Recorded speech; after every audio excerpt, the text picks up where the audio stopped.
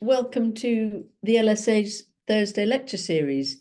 We've been away for a couple of weeks. I don't know what that says about February. Early February is a funny month. Clearly, it's a month after everybody gets back after Christmas and needs to catch up. So hopefully that's where everybody is now. And very, very pleased to welcome you all back. My name is Samantha Hardingham. I'm the LSA's academic director. As I said, very pleased to host this lecture series on Thursday lunchtimes. I'm chat away for about 1 or 2 minutes just to let everybody get their lunch and settle back in front of whatever screens they need to. So I will let everybody do that. I can see everyone coming in now, which is great. As I said, yes, we've been away for a couple of weeks. Next week, we will return again. We welcome BIM Academy, who will talk about diversity and leadership. But this week, I'm very pleased to welcome Hunters, specifically Director Morgan Parrack from Hunters, who will showcase a number of the projects in the healthcare sector. So that is a subject very close to our hearts, given that we are proudly, and given any opportunity, I will say it, we were one of our students was awarded this RIBA Silver Medal in 2023, actually on a project which was about designing for Alzheimer's and a sort of small campus in East London for that purpose. So I'm very pleased to see that project be recognised for all of its innovative design approach. So it'll be fascinating to hear from you also around Hunters around the work that they do in that field. In Morgan's talk, he will outline the complexities of stakeholder engagement and the often competing variables that need to be balanced. Again, a theme that has cropped up again and again in our talks in various different contexts, but certainly stakeholder engagement and then community engagement has been a big theme. So hopefully we'll chime with many. Morgan will focus on the journey of healthcare design, exploring the different facets of design and delivery through a number of case studies from across the healthcare spectrum. So just a little bit more on Morgan. Morgan joined Hunters, I think this is correct, I double checked it, as a student. So which is also again really an amazing story to hear from the LSA perspective, given that many of our students in placement, many aspire to stay with the practices that they have had their placement with and continue to work there. Not the same for everyone, but it's certainly a very interesting story when that does happen. So Morgan has stayed with Hunters, continued his career there and practiced over the last 10 years and specialises into the design and delivery of complex healthcare schemes. And recent projects include operating theatres, diagnostic suites and acute mental health environments. So without further ado, Morgan, I'm going to hand over to you. I will come back again in about 40 minutes, half an hour, 40 minutes, and help to field some questions. Audience, all please think about your questions. Don't hesitate to put them in the chat or raise your hand when we come to the end, and more than happy to take any questions. And I know that Morgan is too. So over to you, Morgan. Thanks very much for joining us. Thank you, Sam. Thanks all. Right, let me just get a share screen up for my PowerPoint slide presentation. So I'm hoping that that's coming through nice and clearly. I can see a thumbs up, so that's a good start. As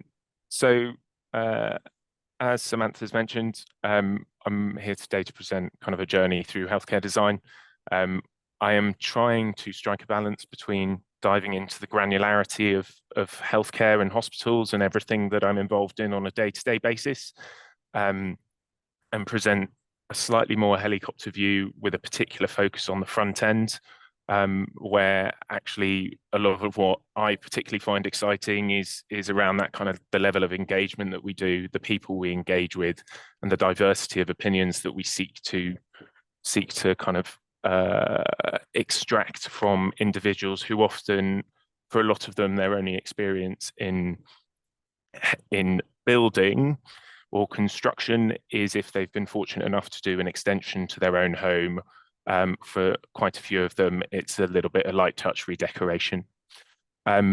So from a contents perspective, there's a little hello from Hunters. I'm conscious that a lot of you may not know who we are, so I've just a couple of short slides there about who we are and what we do.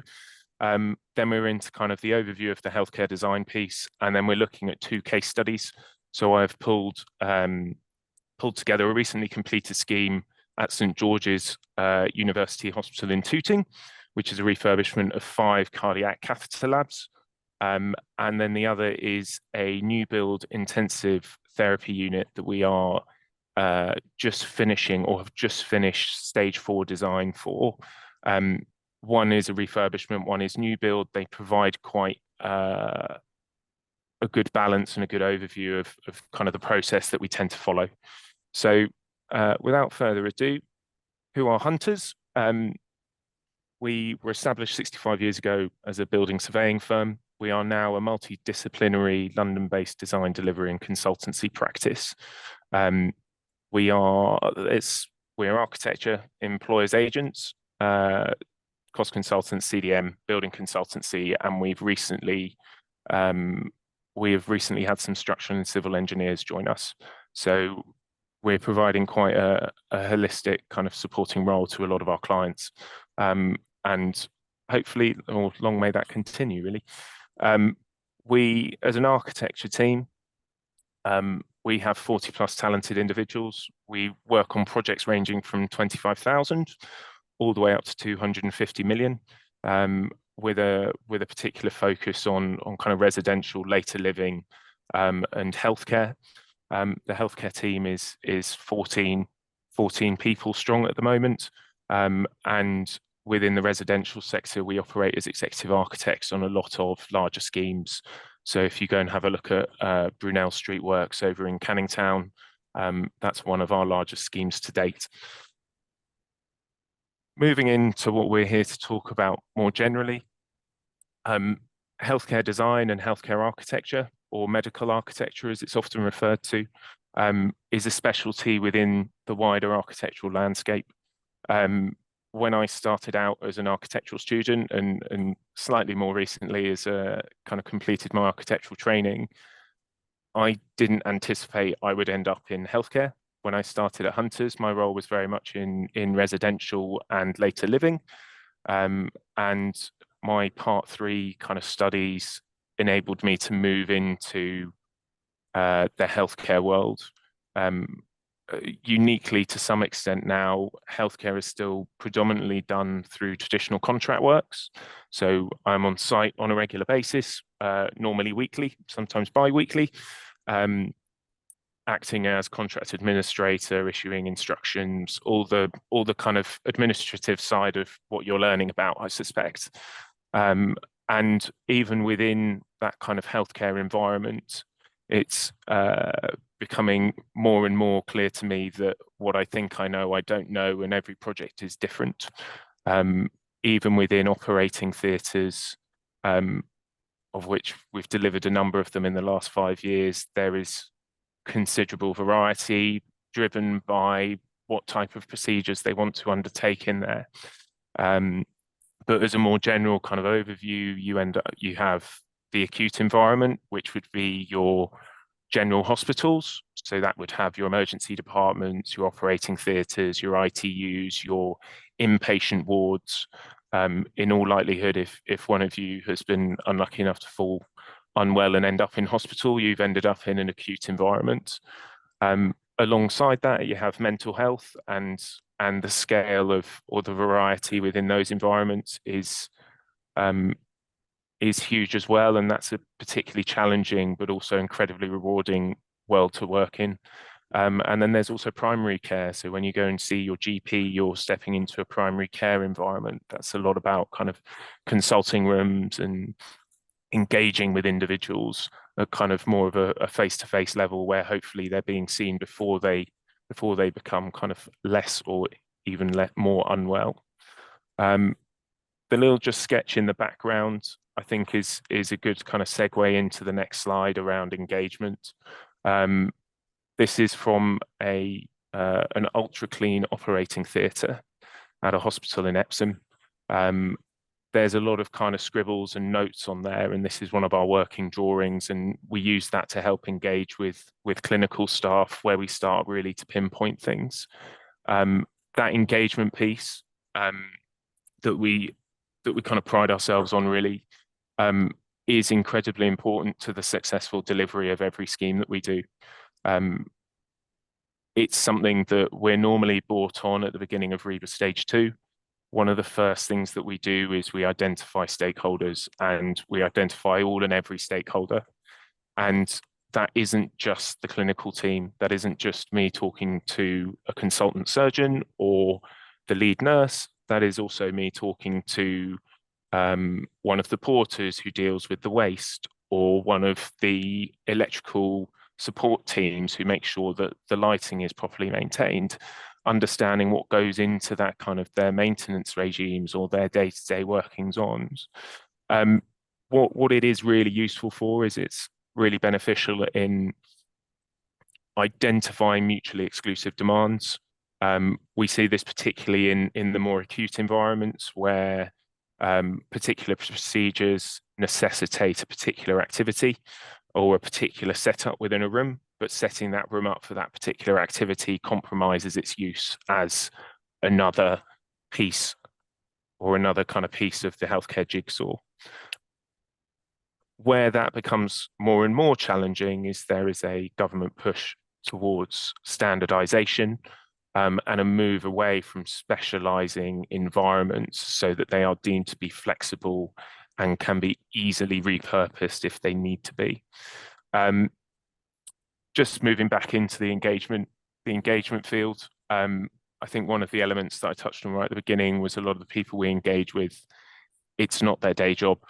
You know, they've got a slightly different focus and they don't necessarily understand the drawings and the 3D visuals and the like that we put in front of them. We've found precedent projects, going and visiting sites, taking people outside of their immediate environment is incredibly valuable when it comes to determining or driving a project forwards. Beyond that, I've then just noted kind of recording outcomes and communicating. The communication piece is incredibly important, as is the recording outcomes. When we all got in, or certainly when I got into architecture, I thought I would spend lots and lots of time drawing, but it's also really important, as I've realized, to become very good at kind of marking up those drawings and circulating those for further discussion. Beyond engagement, we're looking at evaluation. So right at the beginning of any project, we look at, you know, we've touched on the precedents, but we also look at whether or not there's any academic literature that we can dive into. There is an expectation, especially within a healthcare environment, that there is a level of kind of scientific method applied. It's not necessarily possible to apply a scientific method in this environment. It is not a laboratory. We are humans, and you know, people do things differently in every single hospital that I go into. But it's really important to kind of take that step back to assess those existing environments and to try and understand at the forefront how they're using them, but also understand how other people might be using them. It's very difficult to encourage somebody to change the way that they work without understanding how they're working currently, but also how they might want to work in the future. And so that kind of evaluation piece and that what we would call practice-based research is really, really important. And some of that you probably know as just, you would think of at an architectural level, it's about iterating designs, it's about taking an idea and improving it, evolving it. But it isn't necessarily always about that within that practice world. You might take a bed layout and actually we can spend a lot of time looking at where we position a particular item within that room so that it is in the eye line or it's not in the eye line. And some of that feeds into good practice around dementia design, for instance. So you want to provide patients with views of WCs. So when they wake up in the middle of the night, there's a logic there for them to follow. But the trade-off is it is a clinical environment, and we're trying to manage that balance between it feeling clinical and it feeling homely, and what kind of a response does that generate from the patient in particular. The other element, or another element to consider, is that any of the work that we do is often undertaken in a live environment. Healthcare and the refurbishment and refit of healthcare environments is an expensive business. It's not cheap. It's very heavily serviced. When we're working to refurbish an existing area, there will inevitably services that run over the top, or, let's take ventilation ductwork. Some of the ventilation ductwork that serves your area may also serve another area.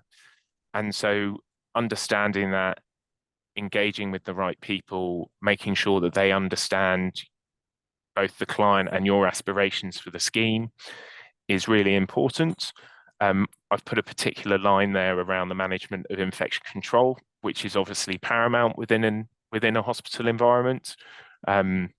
Controlling dust, setting up, it's all the things that happen on every construction project, take an extra level of kind of importance in that healthcare environment where there's potentially incredibly vulnerable patients around the corner from you.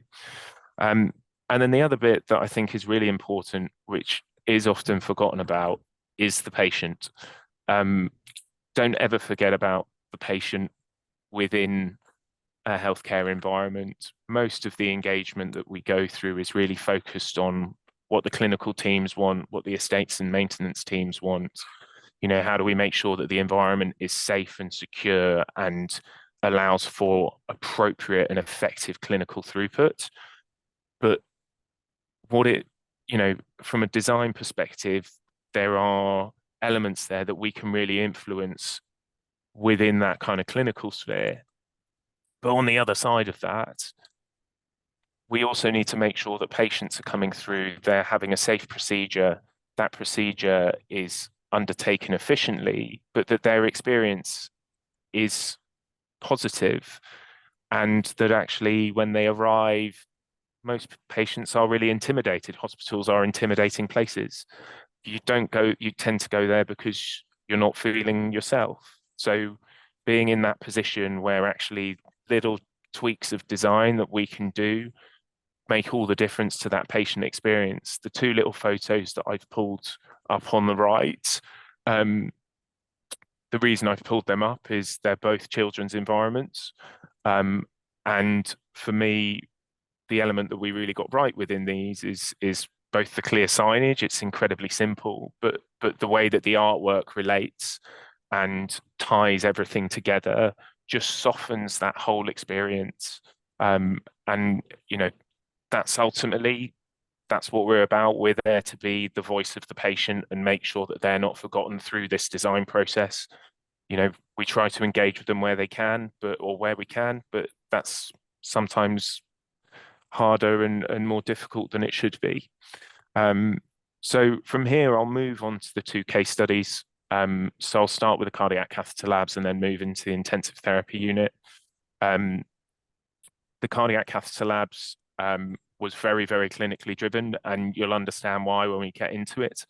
The intensive therapy unit, we've spent a lot of time trying to balance everybody that we're engaging with. So it's not just been about it. There's obviously, it has to work clinically, but it's not been just about the clinical side. So much of an intensive therapy unit is about the people who come to visit their loved ones, the patients, their experiences, and the day-to-day activity of everybody else that make sure that those kind of units run to the best of their ability. So for those of you who don't know what a cardiac catheter lab is, it's a dedicated environment for cardiac tests and procedures. There's ablation, angiograms, pacemakers, and the like.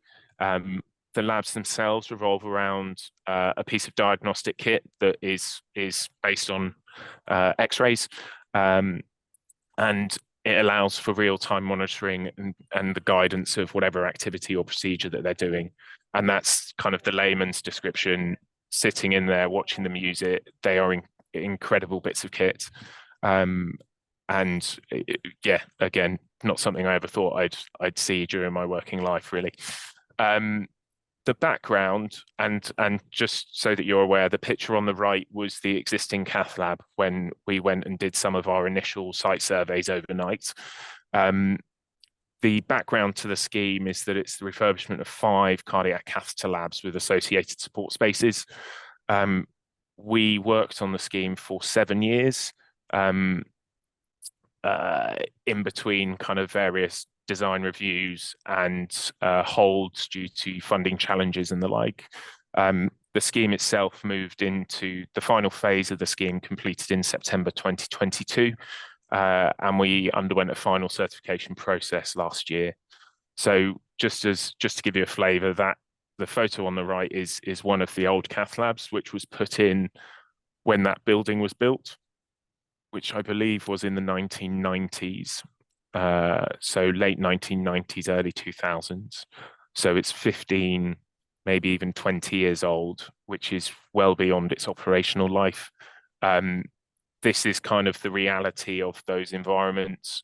There's a medical gas pendant on the left, which isn't very exciting. But the area on the right just kind of shows the amount of kit and equipment that needs to be accommodated within those environments to make sure that they can undertake their procedures properly.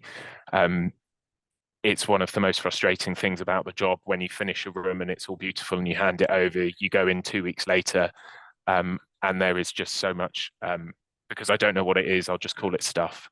It's obviously all very important, but this is why engagement and stakeholder engagement is really important, because my aspiration in all of these is to make sure that we have no trailing cables and all of those PCs are deliberately positioned and things like that.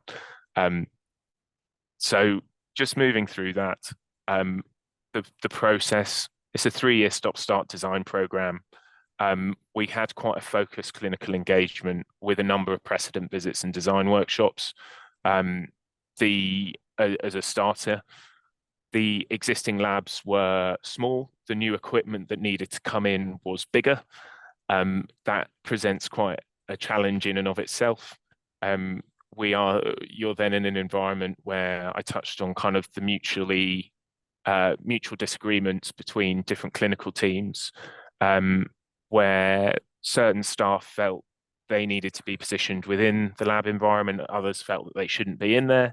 And so we ended up kind of evolving the design to create kind of control booths that allowed different clinical teams to engage with the kind of the more surgical environment that is your kind of immediate table and C-arm over the top.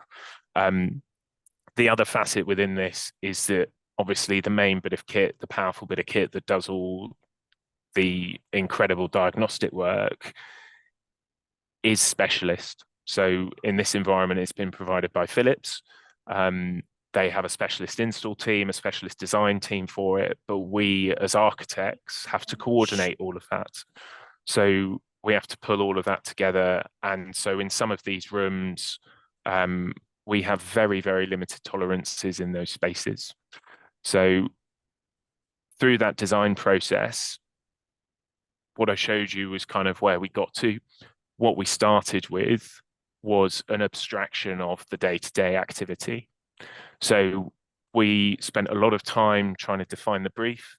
And as part of that, we went through a really, really in-depth procedural mapping process where we look at radiation zones, we look at the equipment that might be needed for a particular procedure, the different people that are needed. So this one is for an EP, so an electrophysiology procedure. So we've got 2 physiologists, we've got a radiologist who controls the machine, we've got cardiologists, anaesthetists, associated nurses. We've then kind of taken a step back and gone, okay, well, what type of storage do you need there? How does that all feed in? And so I mean, I've just off the top of my head, we've got electrophysiology, we've got coronary intervention, we've got pacing. Those are just some of the procedures that they undertake in those environments. And I think we mapped all of them out. We used that to identify where particular pieces of equipment needed to be positioned for particular activities, and then use that to drive the way that we lay out a particular room, so that certain bits of kit or certain bits of equipment are positioned in a way that allows for an efficient process from a clinical perspective. That's carried over 5 different labs. They have different types of equipment in, but that became a real driver for the project in terms of kind of how we set those rooms out. And this was all done at very early stages, so kind of early stage 2, really. As we move through that, we inevitably go into 3D. It shows that these are kind of 5 or 6 years old now because they look incredibly dated. But actually, you know, we spoke about going on precedent visits. That kind of 3D environment is also incredibly valuable. We're obviously now in a position where we're using, you know, headsets and the like to bring it more to life. But if you don't have this 3D environment, a lot of the staff will not necessarily understand your plans, especially with the level of detail and granularity that you often end up going into. And then this is more of kind of our kind of coordination drawings where we start overlaying things. So we're looking at where staff actually end up being positioned, what their line of sight is to a particular staff member. So that blue line there is about, you know, vision of the cardiologist to the electrophysiologist. Similarly, they need a line to the main gantry. Where are all of these positioned? What's going in where? All of that has been carefully coordinated. It has been really thought about. And on top of that, you probably can't see them, but you have the movement zones of the equipment, which inevitably are going to clash with something that's also equally important. Just moving from that, the construction side, this is kind of part way through. It's a multi-phase program where we delivered 5 cath labs over 3 phases. The first phase was a decamp piece. The second phase was 2 cath labs, and the third phase was 3 cath labs. So through an entire kind of 3-year construction program, we managed to, in theory, we managed to maintain their clinical capacity. That's often incredibly important for a lot of trusts. They don't want to lose that clinical capacity. Alongside that, what it did mean is that when we were refurbishing phases 2 and 3 within the existing environment, they were quite literally the other side of a corridor to each other. And that corridor had a long hoarding line straight up the middle so that we could connect all the services that we needed to. The other bit that I just thought I'd highlight is the 3 mil construction tolerance that we had around all of the specialist equipment.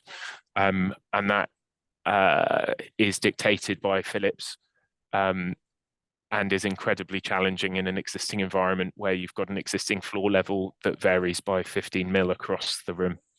So there's a lot of kind of technical challenges there that are fun. I think maybe fun for us, less fun for the contractor themselves. What you'll see there in that photo, and actually the interesting bit is above the ceiling, and it's very rare you'll hear an architect say that, but there is a huge steel gantry there that is stabilizing the ceiling mounted diagnostic equipment. Alongside that, there's pipework running all over it. There's ductwork that you can't quite see, but coordinating all of that into that clinical environment is really, really challenging. But it's also quite a lot of fun in a slightly weird way. These again are slightly more in progress, so you start to get a feel for how it's coming together. The photo on the left sort of further embellishes that ceiling fit out, and you just get an idea for the amount of services and other equipment that needs to go up in those ceilings. And then the photo on the right is it's almost there. We're waiting for the floor to go in. This was just after Philips had installed their imaging kit. There's hints of the sky ceilings that we've put in there, but you can't quite see them because they're hidden by the C-arm itself. But just moving on from there into the completion piece, I thought I'd just add in some of the bits that kind of make you tick as a healthcare architect. Screws in hinges aren't very exciting. That's very much more a fire safety thing.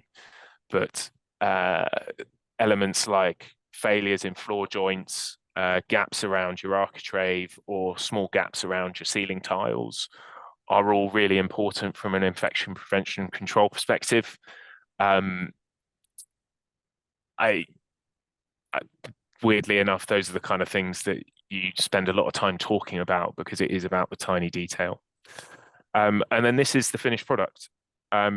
So we've got a surgical zone in there that marks out where the consultant surgeon's likely to be or the cardiologist is likely to be. But beyond that, you kind of just get a flavor. And I think if you take that back to what was there originally, just the quality of the space is such a huge improvement, without wanting to kind of blow my own trumpet too much. So, there's a couple of other photos around some of the other labs. You do sort of start to get a flavor for how constrained those spaces are when you start factoring in the storage requirements that sit around them. Moving from that into an intensive therapy unit, I'm sure most of you have heard about them in a various guise, whether it's an ITU, an ICU, or a CCU.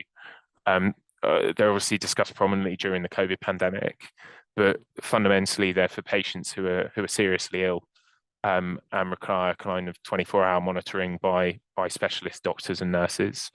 Some of the stuff that happens in those environments is incredible. And kind of working on the scheme, has actually been a bit of a privilege, really, just talking to people who are really passionate about what they do. The background to the scheme and the brief that we've had, and again, I'll kind of follow the same formats, is we've got 21 bed ITU facility with associated support facilities. 3 of those beds are isolation bays. So that means that they are patients who would be in that environment would be kind of completely separated from other patients because they are carrying either an infectious disease or they are so vulnerable that any kind of crossover with another unwell patient presents a risk to them.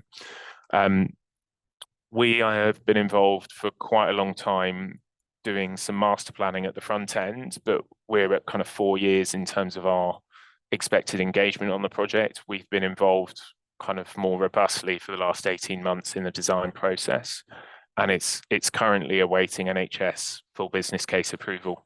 So that's effectively funding approval and permission to proceed with construction. Again, this is just an example of those existing environments, a lot of which aren't fit for purpose in that modern day kind of space.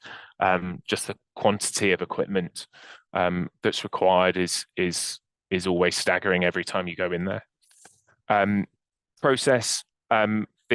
The image on here is just an extract from a master planning process that we've been through with the trust. And most NHS hospitals will have a development control plan, or should have a development control plan, that they use to determine and prioritize their estate's kind of strategies. Part of that process from our end was looking at potential kind of opportunities and locations for the ITU to be positioned. So, whether it's over an existing car park, reusing existing space, such as here, or positioning it at the center of the site, there's a very kind of in-depth process that we went into, which actually is carried out on a much higher level. So we're engaging with directors of estates, heads or clinical leads, departmental leads, divisional directors, to understand where they think it's going to be best positioned. And that's really about trying to develop synergies within the trust, so that your ITU might be on the same floor as your surgical floor, or that you're shortening your distance from your emergency department to a particular area because there's a lot of patient traffic that follows that route. That sort of thing is something that's really enjoyable. It's really interesting. You get some fantastic insight into the day-to-day goings on of a hospital. what we ended up with is a site at the positioning the new ITU to the center of the site, following the removal of an existing building there. As I touched on, we've had sort of 12 to 18 months as an intensive design process. The clinical engagement on this, and the next slide will give you an idea of that, has been huge. Precedent visits, design workshops, etc., have all been undertaken very, very regularly, often to pick on a particular item that we need to explore. And then again, we've got that same kind of coordination with specialist equipment providers and design team. Stakeholder engagement. We have had a very structured, regular engagement strategy. That is a list of everybody that we've spoken to just at REBA Stage 2. That list obviously gets longer at REBA Stage 4 or REBA Stage 3, sorry, and again takes another step along the line at REBA Stage 4. So that kind of gives you an idea of the breadth and level of engagement that we go through on these particular schemes. We might have a core team of 10, but we might reach out to another 50 people to really narrow down and focus in and hone the design. Process-wise, design development has often been in response to this clinical engagement, specific clinical conditions, specific activities. One of those particular, and I've highlighted delirium there, which is the medical name for acute confusion that a lot of ITU patients experience when they're in these sorts of environments. What we have sought to do is provide daylight to every single patient bed. We have looked to rotate the beds. So quite often beds are inward facing, so clinical teams have really good sight of a patient's airways. The trade-off with that is that some patients might be in there but conscious, and actually having them facing in and not having sight of daylight reduces their recovery periods, but also makes them more prone to suffering from something like delirium. So that for us is that balancing act between clinical and kind of patient, and kind of making sure that we get the balance right, really. We have undertaken precedent visits to 5 or 6 other hospitals to look at what we think they've done right, what they've done differently. And that's been really, really valuable for the clinical team in kind of coming up with some of these key decisions.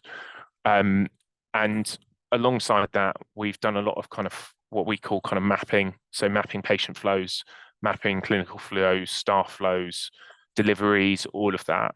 And actually that's been really valuable in terms of driving a very pragmatic response to where we position particular items.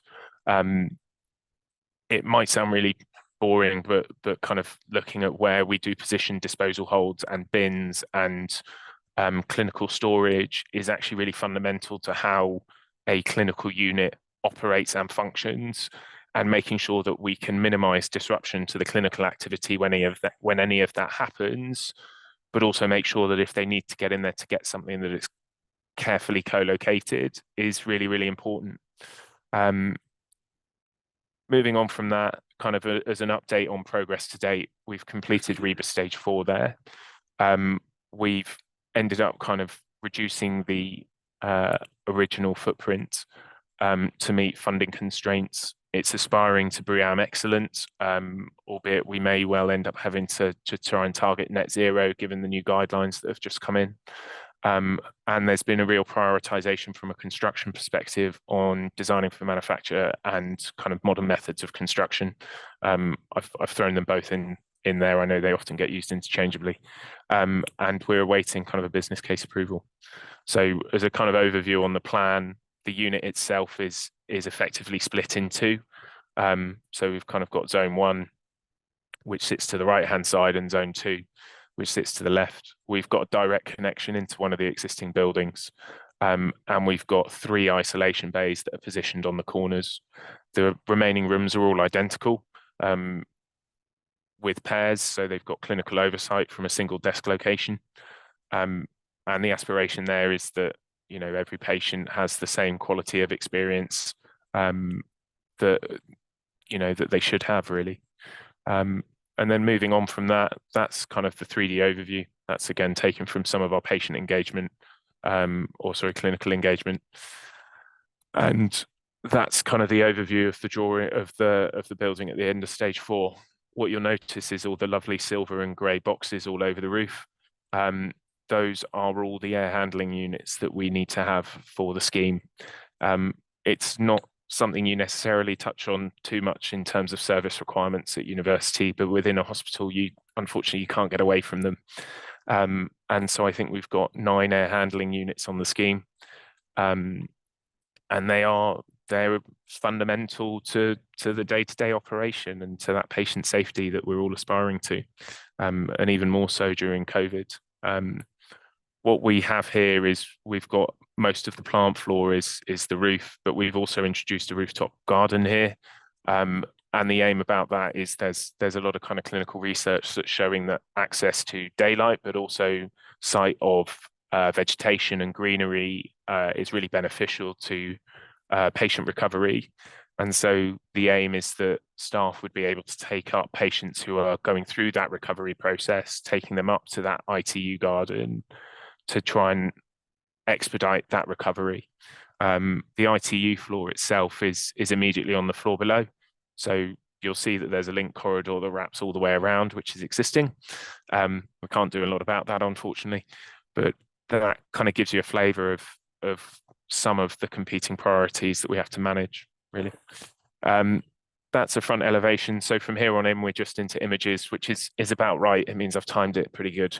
So that's just sort of an indicative elevation of the entrance in if you're coming in from ground level. Some of it's still a little bit open to interpretation and still in development, but sort of gives you a flavour. And then we're into the internal environments. I think I'm just going to touch on these quite quickly, but a lot of what we're thinking about here is patients in an ITU spend a lot of time lying down. So actually, if we're decorating the walls and making the walls look beautiful, they won't necessarily see them. So we've started exploring integrating artwork and paint onto the ceilings, because actually that provides a bit of visual interest to them, to a patient. It's the little details that actually can make all the difference in a patient's recovery. So all of these things have come out of us researching various aspects, discussing them with clinicians. And we kind of will take some of the credit as architects, but actually it's been a really, really collaborative process that makes a successful healthcare building, I think. So again, just further views through the space. And then we're on to questions. Fantastic. Thank you so much, Morgan. An incredible amount of detail, even without getting into too much of the detail, which is really fascinating and really exceptional work, I would say.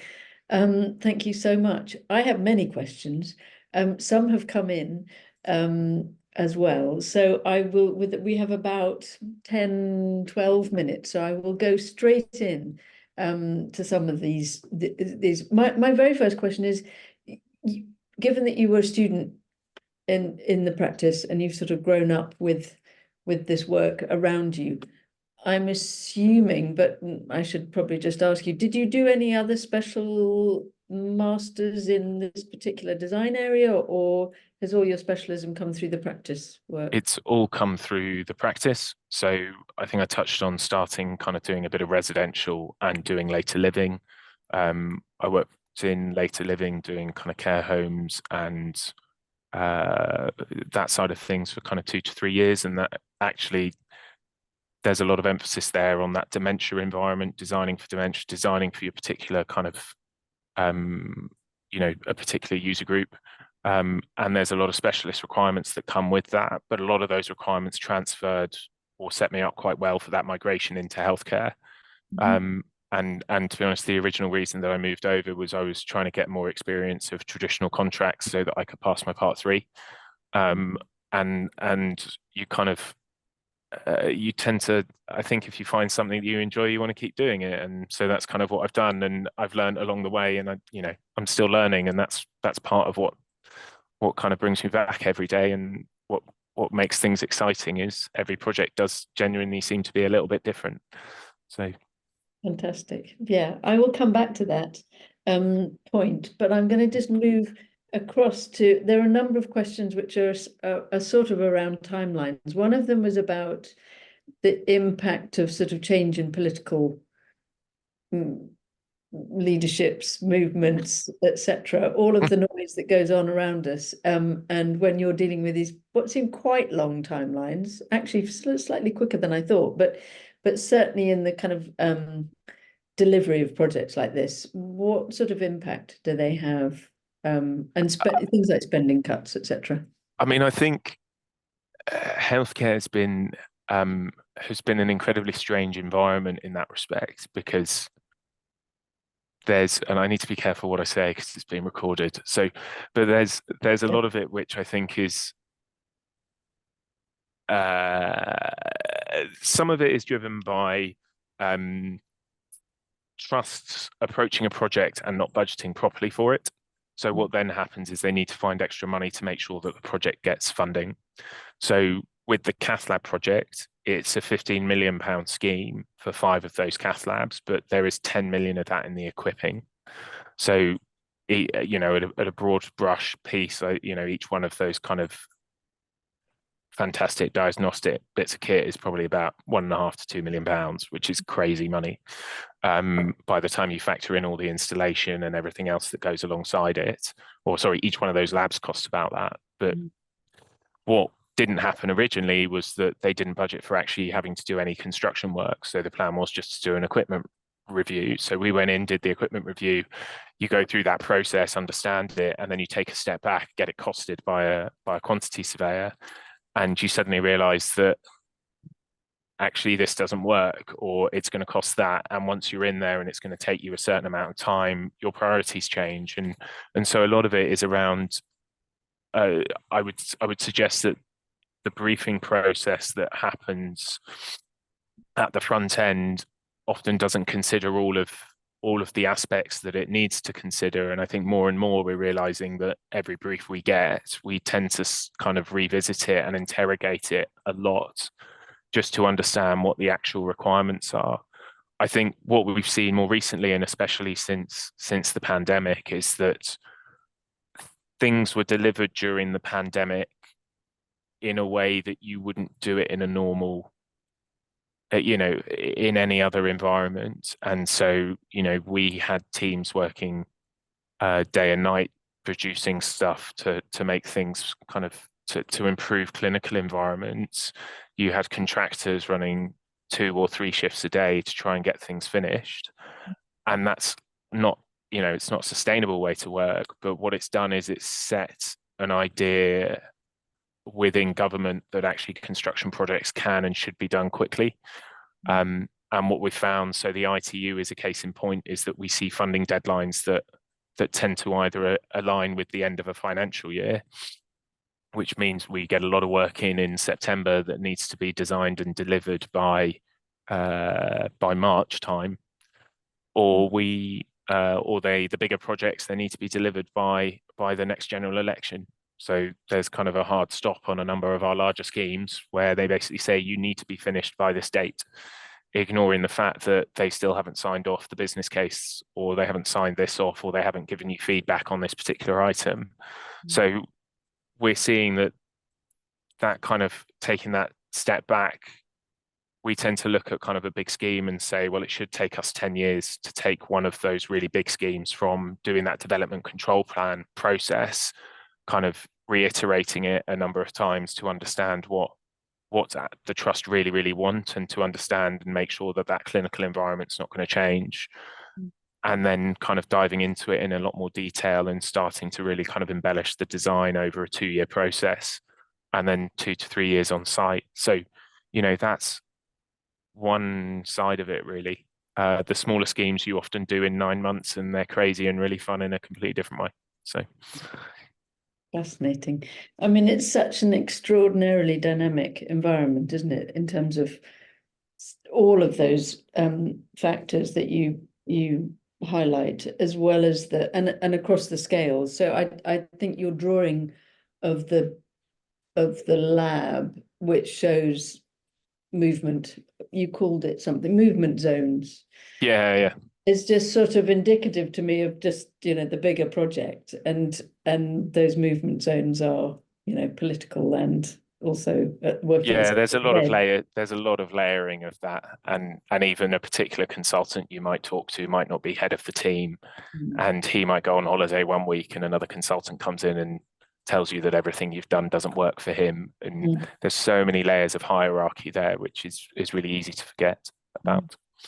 I wondered about that a little bit. I mean, I suppose the analogy I have is thinking about kitchens and restaurants where there's this sort of incredibly strict code of it, also verbal language when everything is moving all the time and you've got equipment moving at the same time, and there's safety at first, and whether there are sort of whether there, I mean, it's maybe not something that you get into, but certainly I imagine these come up in conversations where there is a kind of language of in very intense situations. And I suppose COVID, it must have really amplified this.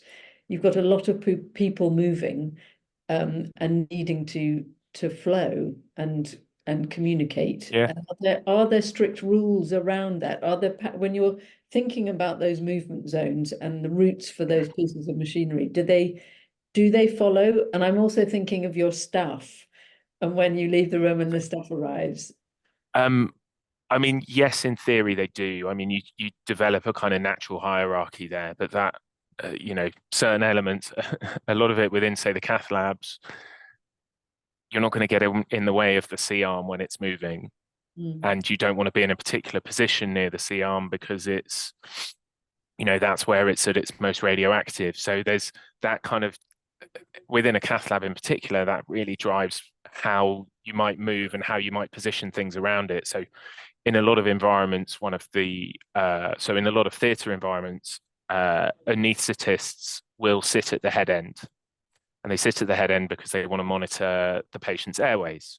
mm, Within a cath lab, or within those particular cath labs, the anaesthetists insisted on having the option of positioning themselves at the foot end, because you have the most radioactive part of your C arm is at the head end. mm, So there's lots of things like that. And when you start, that then influences how everything else moves around it, because anesthetic machines are big and clunky and really, really important. So, they kind of take priority. So there is a natural hierarchy there. I don't think it's ever explicitly expressed in a way, or certainly not in a way that I've been privy to.